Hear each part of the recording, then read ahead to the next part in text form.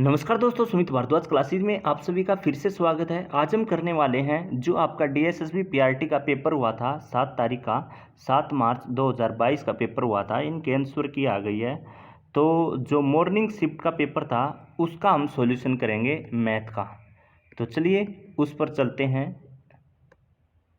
देखिए, आगे चलने से पहले बता देता हूं, जो पीछे पेपर हुए थे उनको देखते हुए ही अब की बार पेपर लिए गए थे। और जो डीएसएसबी का आपका पेपर होने वाला है, आगे जो फॉर्म आएंगे जून जुलाई में, तो उनमें भी यहाँ से मेन रोल रहेगा।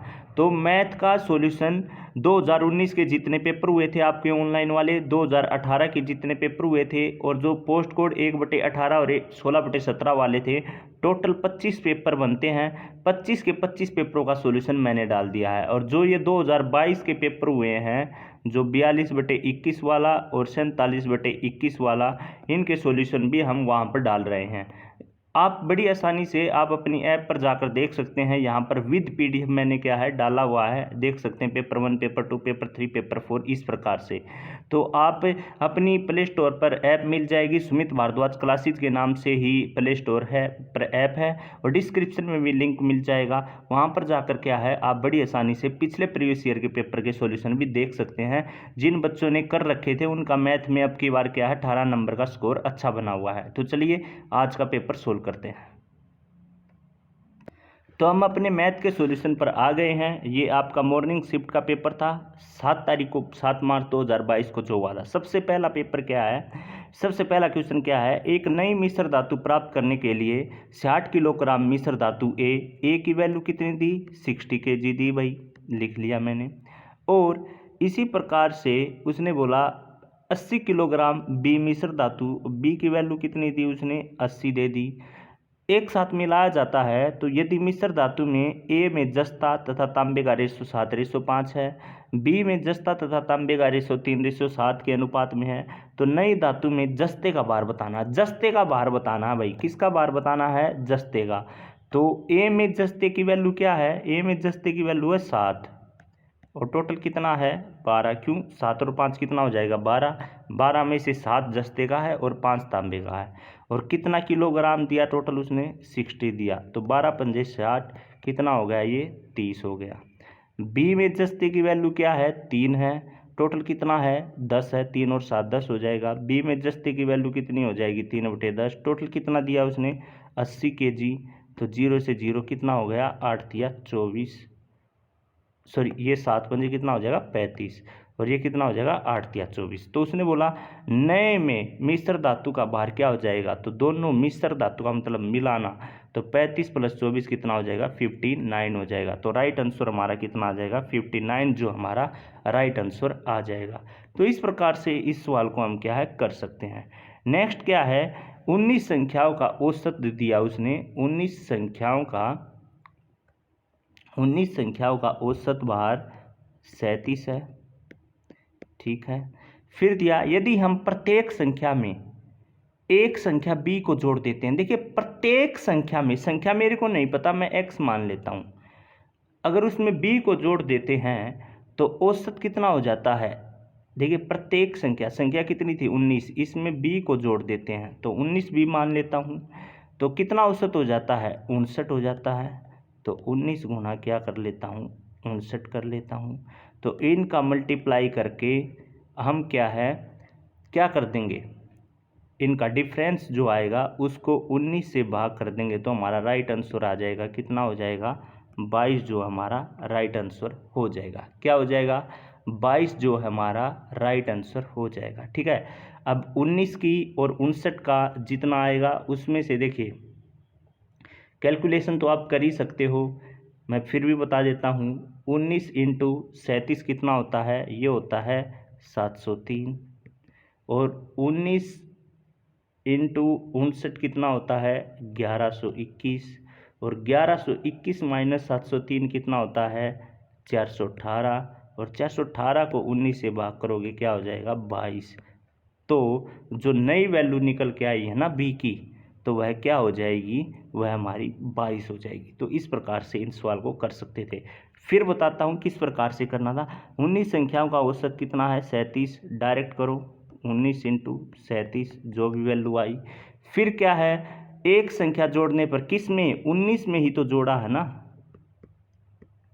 ठीक, क्या बोला, यदि हम प्रत्येक संख्या में एक संख्या b जोड़ देते हैं तो b की ही वैल्यू बतानी है, तो औसत कितना हो जाता है 59 हो जाता है। कितने का 19 का ही तो 59 हुआ ना। तो इस प्रकार से इनकी जो वैल्यू का डिफरेंस आएगा उसको 19b के बराबर जो डिफरेंस हो जाएगा, और b की वैल्यू जो होगी डिफरेंस अपॉन 19 से भाग कर देंगे, राइट आंसर आ जाएगा। क्लियर, ठीक है। नेक्स्ट सम देखिए, नेक्स्ट सम है तीसरा। क्या बोला उसने, एक व्यक्ति 15 वर्षों में मूलधन पर प्राप्त किया गया साधारण ब्याज मूलधन का 180%। देखिए हम डायरेक्ट करेंगे, बेसिक पर ना जाएं। तो देखिए उसने पूछा क्या, ब्याज की वार्षिक दर पूछा है। 15 वर्षों का जो ब्याज बताया उसने, देखिए 15 ईयर का जो ब्याज बताया वह कितने के मूलधन के कितने के बराबर बताया, 180% के बराबर बताया। प्रिंसिपल मैं पी ही मान लेता हूँ, 180 के बराबर बताया। एक ईयर का कितना हो जाएगा, तो 15 एकम 15 और 15 दूनी 30 हो जाएगा, तो 12% जो हमारा राइट आंसर आ जाएगा। ना तो इसमें भी पुट कर सकते हो भाई, एस आई किसके बराबर होता है, principal into rate into time upon में 100।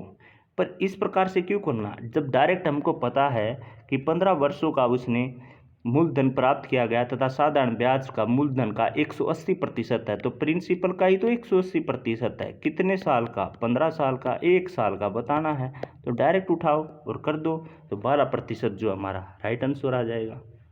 तो इस प्रकार से हम इन सवालों को कर सकते हैं।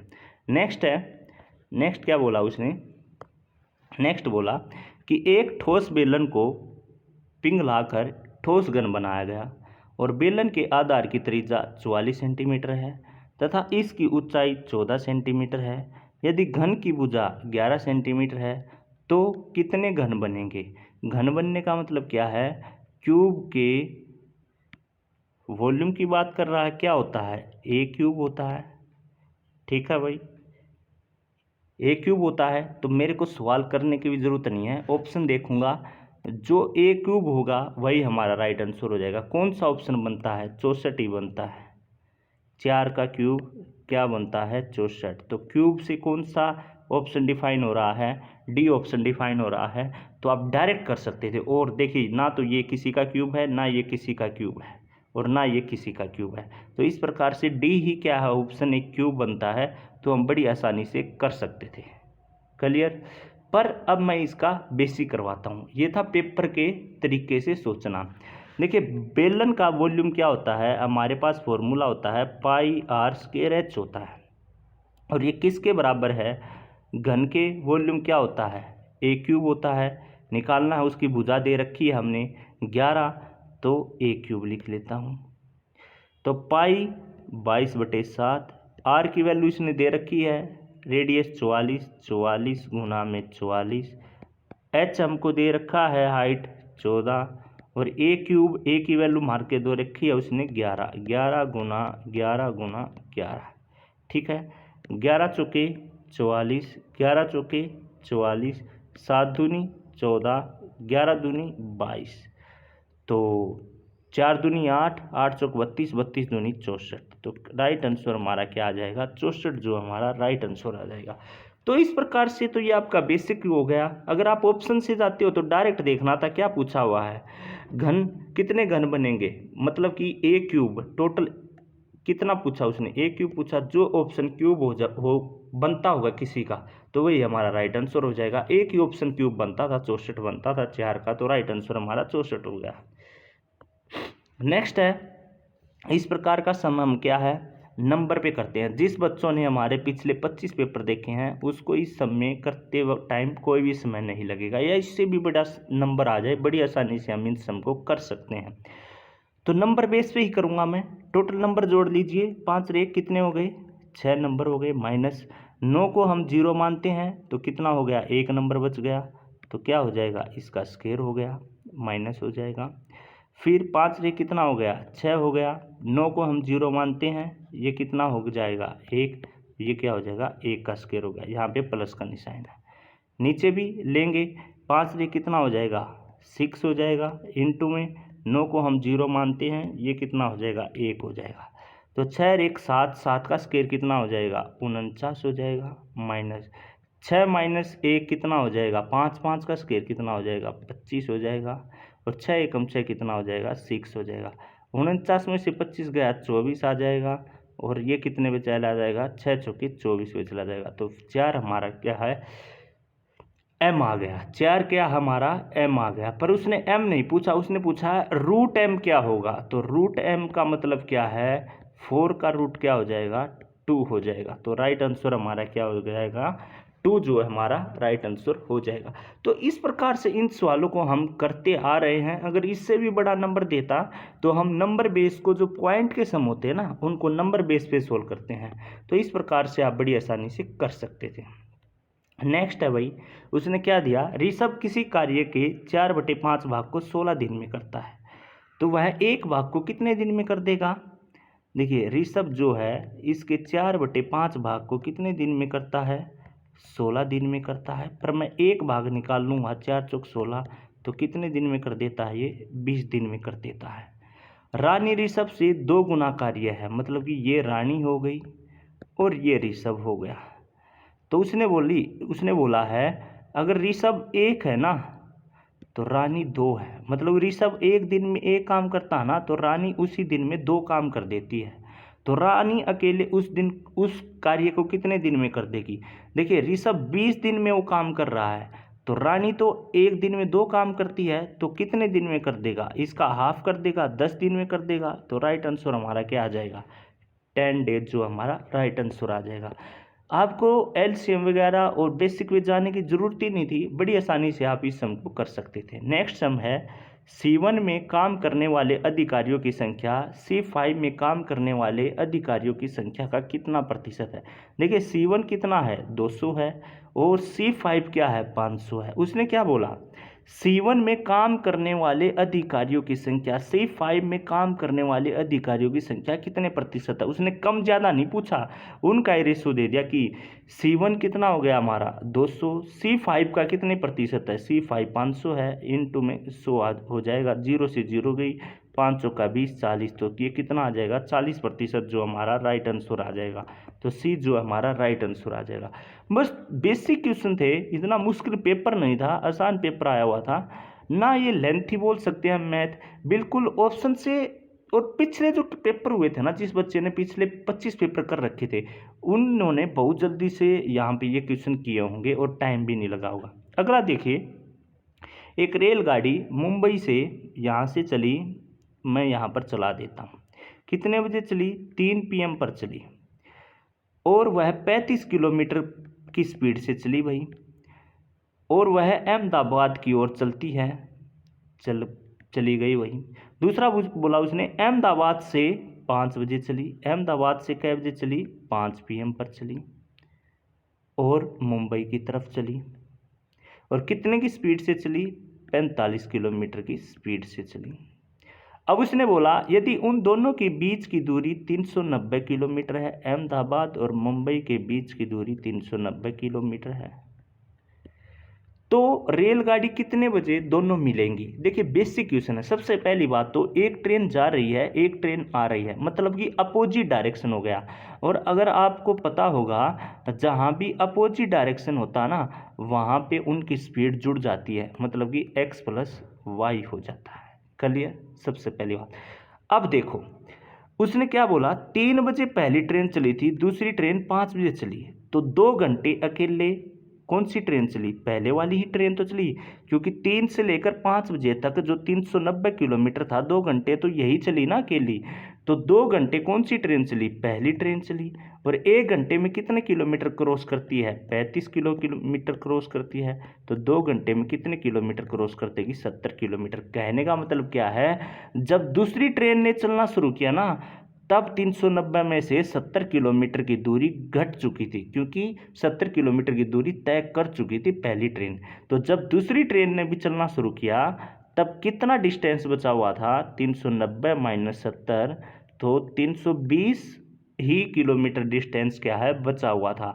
अब क्या है, अब दोनों मिलकर क्या है इस दूरी को या इस डिस्टेंस को क्या है कवर करेंगे, तो 35 प्लस 45, क्योंकि अपोजिट डायरेक्शन था, कितना हो जाएगा 80। अब ये दोनों मिलकर क्या है, इस डिस्टेंस को कवर करेंगे, तो 8 चौके 32। तो मतलब कि ये जब चली थी ना, जब ये दूसरी ये लास्ट वाली ट्रेन चलना शुरू हुई थी, उसके 4 घंटे बाद क्या है, ये दोनों ट्रेनें आपस में मिलेंगी।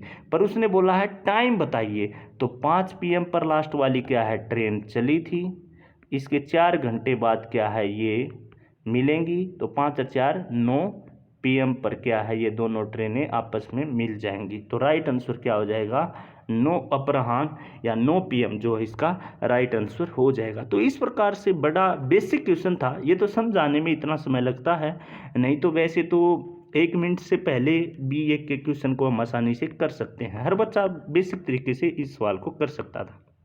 अगला है, उसने बोला एक वर्ग का परिमाप उसकी भुजा के 36 सेंटीमीटर अधिक है। देखिए वर्ग का परिमाप उसकी भुजा से, पहली बात तो भुजा मेरे को पता नहीं, भुजा को मैं ए मान लेता हूँ, क्लियर भाई।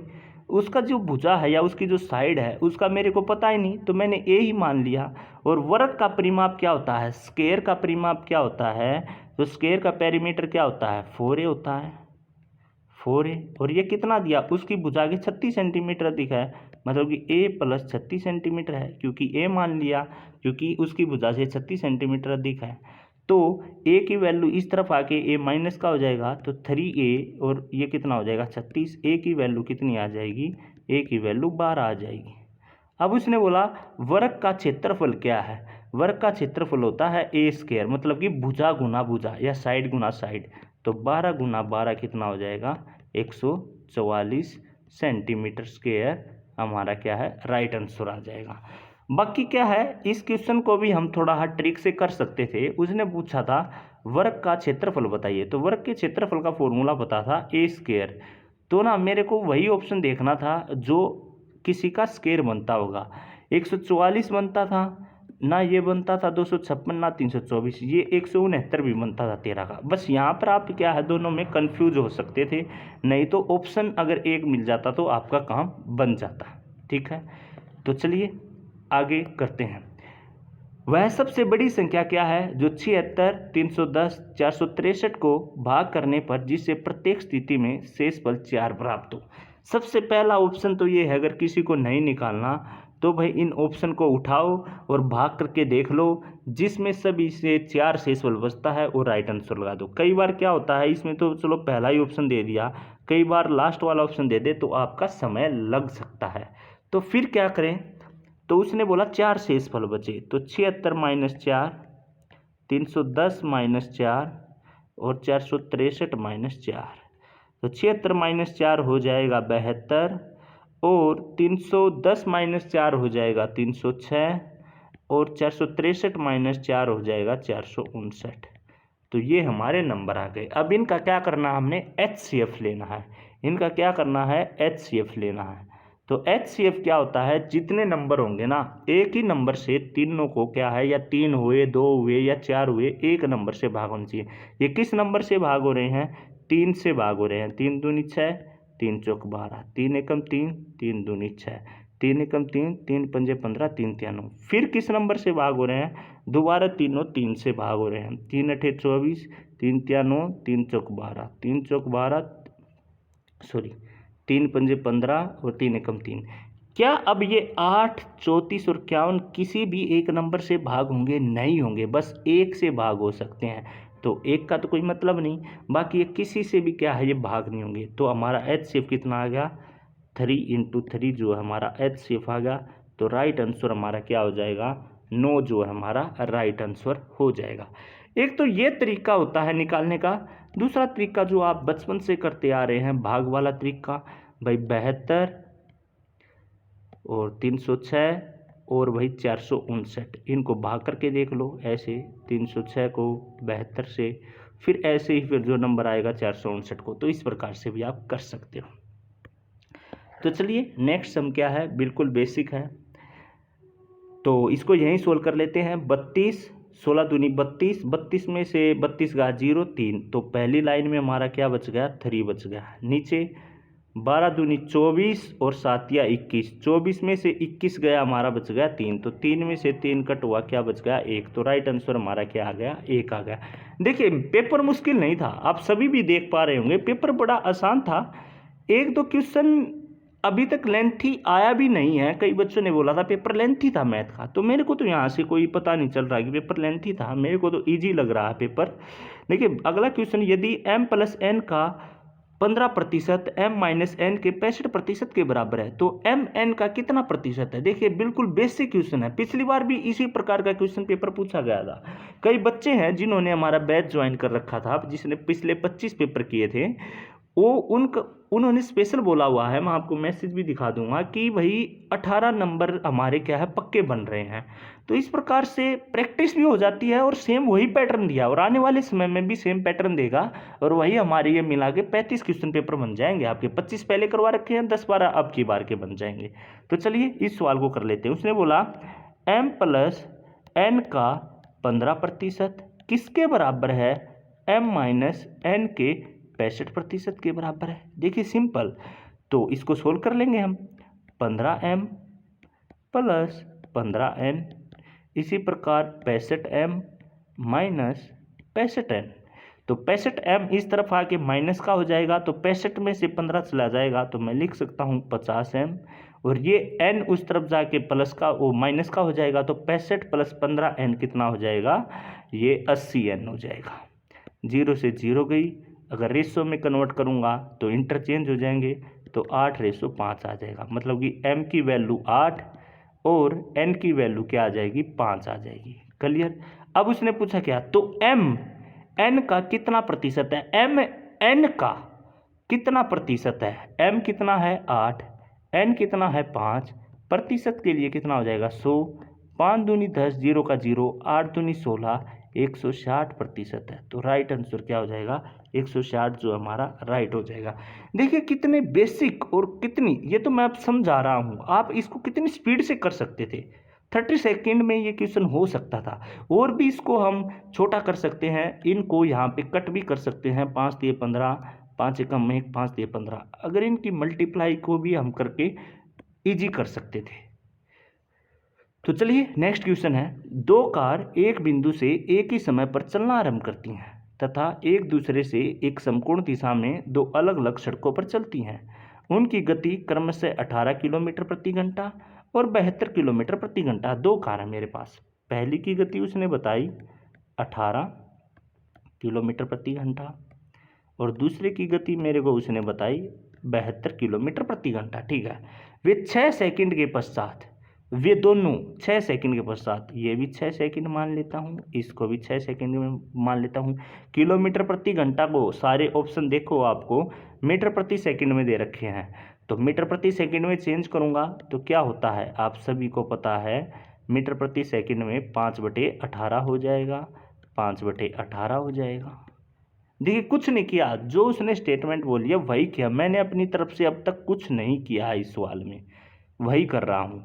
तो 18 से 18 कैंसिल हो गया, तो पहली ट्रेन कितनी आ गई 30 किलोमीटर प्रति घंटा मीटर प्रति सेकंड, और 18 से ये चला जाएगा तो कितने पे 4 पे, तो 5 6 30 और ये कितना आ जाएगा 120 हो जाएगा। अब ये बात कर रहा है समकोण की, समकोण से इसको कर लेंगे, ये 90 डिग्री का हो गया, ये 120 हो गया, ये 30 हो गया, ये कितना आ जाएगा 30√17 आ जाएगा। तो राइट आंसर हमारा क्या है 30√17 हो जाएगा।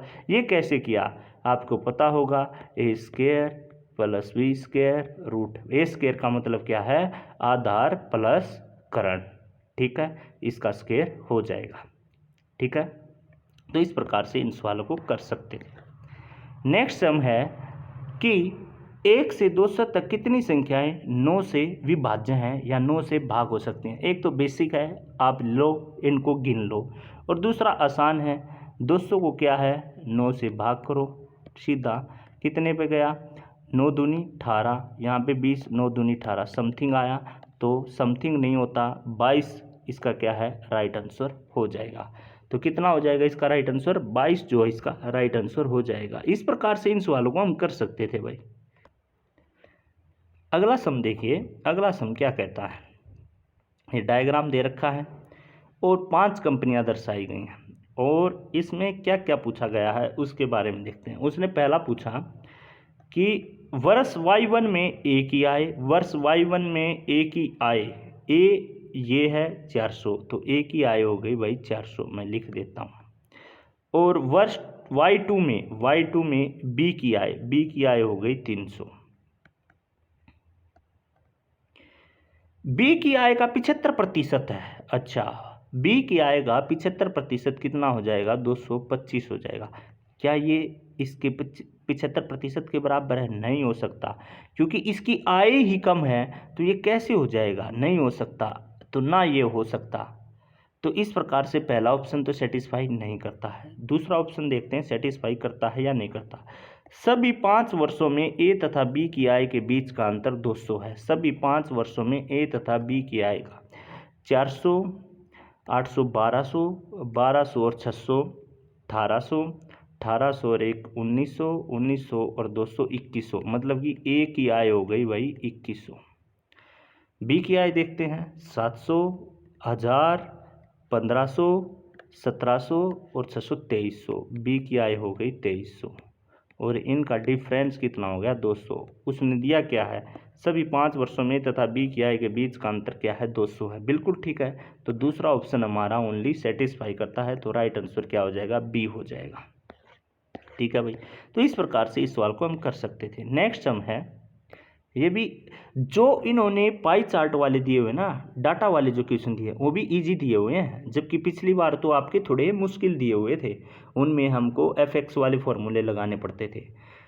देखिए 5 शहरों की कुल जनसंख्या दे रखी है उसने 12,000। सबसे पहले तो ये पढ़ना था आपको, बाकी फिर कुछ नहीं पढ़ना। L1 देखते हैं सीधा। यहाँ पर देखिए L1 दिया D तथा E की औसत जनसंख्या का मान, D तथा E की L1, D तथा E क्या हमारा? D 11 है और E हमारा क्या है? 19। तो टोटल क्या हो जाएगा? टोटल हो जाएगा ये 30 हो जाएगा, और औसत बोल रखा है तो औसत क्या हो जाएगा? 15 आ जाएगा, 15%। औसत बोल रखा ना, तो औसत का मतलब क्या है? 15% आ गया। ठीक है, तो L2 क्या दिया उसने? ए बी तथा सी की कुल जनसंख्या दिया। ए 20 हो गया, 18 और ये 50, 50 और 70 हो गया, तो 70% हो गया। फिर उसने नीचे पूछा क्या है? L2 माइनस L1 का मान क्या होगा? L2 माइनस L1 मतलब कि 70 माइनस 15, तो कितना हो जाएगा हमारा? 70 माइनस 15 कितना हो जाएगा? 55। 55% बताना है किसके बराबर होगा, तो 55% बता देंगे। 12,000 गुना में 55 बटे में 100 हमारा आ जाएगा। 2 जीरो से 0, 0 पे 0 गया और 0 पे 0 और ये 66, तो 6,600 जो हमारा राइट आंसर आ जाएगा। तो डी ऑप्शन जो हमारा राइट आंसर आ जाएगा। इस प्रकार से इस सवाल को हम कर सकते थे भाई। बड़ा बेसिक सवाल था, आसान सवाल था और बड़ी आसानी से हमने इस सवाल को कर लिया। नेक्स्ट है, यदि x y से 40% अधिक अंक प्राप्त करता है, x और y से 40, y मान लिया 100, इससे 40% अंक प्राप्त करता है 140। y के अंक x के अंकों से कितने प्रतिशत कम है? तो कितने प्रतिशत कम है? 40% क्या है? कम है। क्लियर? किसके? x के अंकों से पूछा है, और इनटू कितना हो जाएगा? 100 हो जाएगा। क्लियर भाई? तो 0 से 0, ये कितना आ गया? 400। 400 बटे 14 कितना होता है? 28.57% होता है। तो राइट आंसर क्या हो जाएगा? बी जो हमारा राइट आंसर हो जाएगा। देखिए बिल्कुल बेसिक पेपर आया हुआ है, जो ये पेपर आए हुए हैं मैथ के पार्ट बिल्कुल बेसिक थे, ज़्यादा समय लेने वाले नहीं थे। आप बड़ी आसानी से कर सकते हैं। मैं तो बीच में बात भी कर रहा हूँ, समझा भी रहा हूँ, रफ भी कर रहा हूँ, आपको थोड़ी इतना समय लगना था ना, आप इतना टाइम लगाते। अगला क्वेश्चन देखिए, एक दूध व्यापारी 50 रुपये प्रति लीटर की दर से 40 लीटर दूध खरीदता है। 50 की दर से 40 लीटर दूध खरीदता है, खरीद दिया भाई उसने, 2,000 रुपये का खरीद दिया। उसमें 12 लीटर पानी मिला देता, किस में? 40 लीटर में। पहले 40 लीटर था, 12 लीटर और मिला दिया, कितना हो गया? 52 लीटर हो गया टोटल भाई उसके पास। जो मिक्सचर हो गया दूध और पानी का, 52 लीटर हो गया। अब वह इस मिश्रण को 40 रुपये के भाव से ही बेचता है, तो ये कितने का बिक जाएगा, 2080 का बिक जाएगा। तो लाभ प्रतिशत बताइए, 80 का फायदा हुआ, 2000 का खरीदा था, लाभ प्रतिशत 100, 0, 20 चौके 80 हो जाएगा, तो 4% जो इसका राइट आंसर आ जाएगा। बिल्कुल बेसिक क्वेश्चन था, कुछ समय नहीं लगने वाला था। नेक्स्ट सम है, कई पुरुष एक होटल में गए तथा प्रत्येक ने उतने ही रुपये खर्च किए जितने पुरुष थे। मैं मान लेता हूँ पुरुष ए थे और रुपये भी उन्होंने एक ही खर्च किए, तो टोटल ए स्क्वायर जो हमारा राइट आंसर हो जाएगा, टोटल ए स्क्वायर जो हमारा राइट आंसर हो जाएगा। तो उसने बोला यदि खर्च किया गया धन 17,424 रुपये है तो पुरुषों की संख्या बताइए। सबसे पहली बात तो एक तो ये तरीका बनता है, सेम पूछा हुआ था, इन सभी के आपस में मल्टीप्लाई करके देख लीजिए, ए स्क्वायर है क्योंकि ए स्क्वायर ही तो निकालना है, सॉरी वो 92 और 122 और 132, जो ये सभी जो ये मल्टीप्लाई करने पर 17,424 आ जाएगा, वही हमारा राइट आंसर हो जाएगा। एक तो ये बनता है, या फिर ए रूट निकाल लीजिए किसका, जो ये नंबर दिया हुआ है, क्योंकि रूट ही तो हो गया ए स्क्वायर किसका, 17,424 का रूट निकाल लीजिए। ठीक है, पिछले का नंबर 4 किस किस में आता है, एक 2 में आता है, एक 8 में आता है, 174 किसके स्क्वायर से पहले आता है, 13 के स्क्वायर से पहले, 13 के स्क्वायर के बाद आता है, 13 का स्क्वायर कितना होता है 169 और 14 का स्क्वायर ज़्यादा हो जाएगा। तो इस प्रकार से 13 ये और ये छोटा नंबर हो गया तो 2 ये आ जाएगा, तो 132 जो हमारा राइट आंसर आ जाएगा। जिसको स्क्वायर रूट नहीं निकालना आता वो भी वीडियो डाल रखी है, देख सकते हो। ठीक है, तो इस प्रकार से आप इन सवालों को कर सकते थे।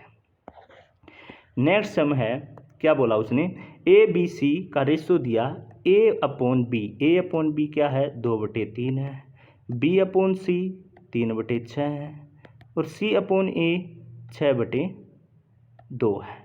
तो मान बताइए क्या होगा, क्या मान बताना है, इनका एलसीएम ले लीजिए, और एलसीएम कितना हो जाएगा, इनका 12 हो जाएगा, सॉरी एलसीएम क्या हो जाएगा, 6 हो जाएगा। तो 3 दूनी 6, 2 दूनी 4, 6 छिक 3 पे गया, 2 तिया 6, 6 तिया 18, तो 4:3:18 जो हमारा राइट आंसर आ जाएगा, ए जो हमारा राइट आंसर आ जाएगा। तो इस प्रकार से इन सवालों को हमने बड़ी आसानी से किया। ऐप पर हमने 25 पेपर 2018 के जितने हुए हैं, 2019 के जितने हुए हैं, और ऑफलाइन वाले जो पेपर था 16/17 पोस्ट कोड वाला और 1/18 पोस्ट कोड वाला, वे भी हमने डाल रखे हैं, और डिस्क्रिप्शन के अंतर्गत लिंक भी मिल जाएगा। और 2022 के ये जितने पेपर हुए हैं इनका भी सॉल्यूशन हम डाल दे, रोज़ एक एक पेपर डाल रहे हैं। यहाँ पर तो हम 1-2 पेपर ही डाल पाएंगे, बाकी ऐप पर ही डालेंगे। अगर कोई बच्चा करना चाहता है तो वहाँ जाकर कर सकता है। तो थैंक यू स्टूडेंट, मिलते हैं नेक्स्ट वीडियो में, धन्यवाद।